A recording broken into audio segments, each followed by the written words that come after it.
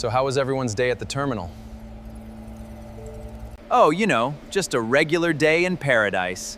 Some genius forgot to patch their legacy servers. It was like they left the vault open and put a welcome mat out front. And I bet you walked right in, didn't you? Some things never change. You're like a kid in a candy store, only the candy is someone's SQL database. I had a productive shift. I spent the afternoon helping a medical startup patch their vulnerabilities. It's a good feeling knowing their patient data is secure tonight. Wait. You found a hole in the fence, and instead of seeing what was inside, you just told them how to fix it? For free? Not for free, I'm a consultant.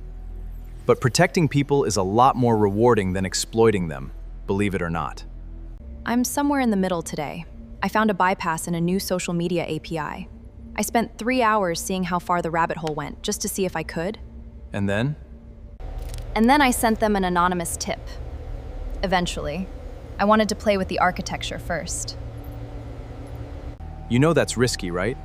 Even with good intentions, poking around like that can crash a system or trigger an automated response you can't control. Exactly! If you're gonna take the risk, get the reward. I'd have had that exploit on the dark web markets before the admin even finished his morning coffee.